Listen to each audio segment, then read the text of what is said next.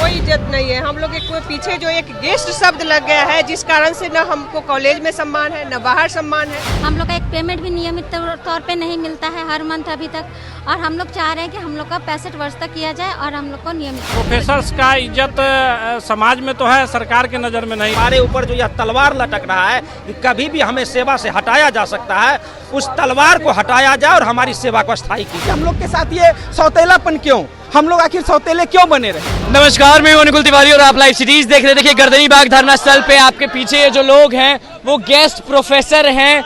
क्या दिक्कत हो गई कि आज आप लोग को धरना पे बैठना पड़ रहा है? हम लोगों को 11 महीने के लिए रखा जाता है। हर 11 महीने के बाद हमारी सेवा उसको रिन्यूअल किया जाता है, और लेकिन यह सरकार के संकल्प पत्र में लिखा हुआ है कि जैसे परमानेंट वैकेंसी होगी हम लोगों की सेवा समाप्त हो जाएगी। तो हम लोग पिछले 4 साल से जो कॉलेज में अपनी सेवा दे रहे हैं, कोविड में हम लोग पढ़ाए हैं, बच्चों को हम क्लास लिए हैं। मैं लंगट सिंह में थी, अभी मैं आर्यन कॉलेज में हूँ, तो क्या हम लोग फिर जाएंगे कहाँ? टीचर की वैल्यू ही नहीं है। टीचर नहीं, हम लोग व्याख्याता है, हम लोग प्रोफेसर हैं, हम लोग कॉलेज में है। बिहार यूनिवर्सिटी के तहत मैं आर्यन कॉलेज में अभी पोस्टेड हूँ। हम लोग परमानेंट की तरह सेवा दे रहे हैं। हम लोगों को घंटी आधारित पेमेंट किया जाता है, पैसा दिया जाता है, सैलरी दी जाती है, लेकिन हम लोग सुबह 10 बजे से शाम के 4 बजे तक कॉलेज में रहते हैं। बिल्कुल नियमित व्याख्याता की तरह हम लोग काम करते हैं, लेकिन हम लोगों का शोषण किया जाता है। कब तक शोषण होगा? नीतीश सरकार वो महिलाओं के शुभचिंतक हैं, वो बेटियों के मसीहा हैं, तो हम लोगों की बात क्यों नहीं सुन रहे? क्या इसमें बेटियां नहीं है?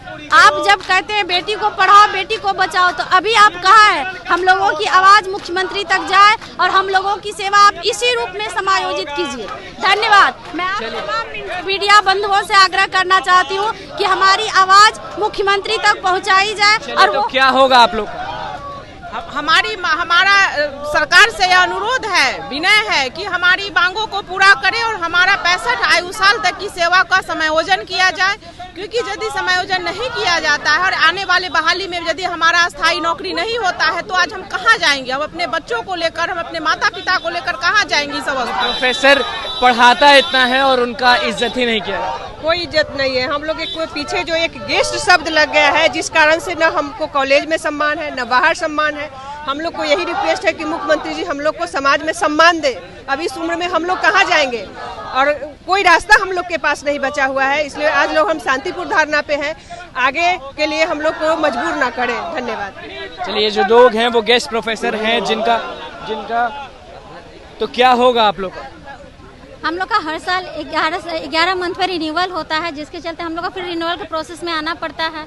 हम लोग का एक पेमेंट भी नियमित तौर पे नहीं मिलता है हर मंथ अभी तक, और हम लोग चाह रहे हैं कि हम लोग का 65 वर्ष तक किया जाए और हम लोग को नियमित किया जाए। क्या कहेंगी? मैं तो यही कहूँगी कि 11 महीने का रिन्यूअल को बंद कर दिया जाए और इसे समायोजित किया जाए। चलिए, तो क्या प्रोफेसर्स का इज्जत नहीं है?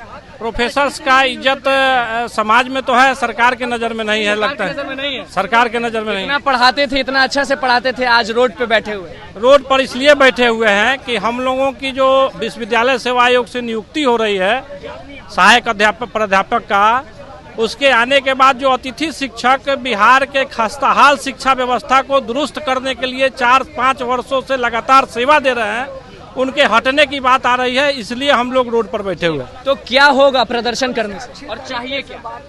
हमारी मांग है कि हम लोगों की सेवा जो अस्थायी रूप से रखी गई है, हमारे ऊपर जो यह तलवार लटक रहा है कि कभी भी हमें सेवा से हटाया जा सकता है, उस तलवार को हटाया जाए और हमारी सेवा को स्थायी की जाए। चलिए, देखिए यहाँ पे लोग जो हैं वो जुटे हुए हैं और सारे लोग प्रोफेसर्स हैं। जी हाँ, जो कॉलेज में पढ़ाते हैं और आज उनको ही रोड पर बैठना पड़ रहा है। जी हाँ, ये लोग जो हैं वो धरना दे रहे हैं, तो पढ़ाते पढ़ाते रोड पर आप ही लोग आ गए। सरकार ने रोड पे ला दिया। सरकार ने रोड पे ला दिया। अब हम लोगों को 11 महीना सेवा करें और 11 महीने के बाद आप 1 महीना के लिए टर्मिनेट हो जाते हैं।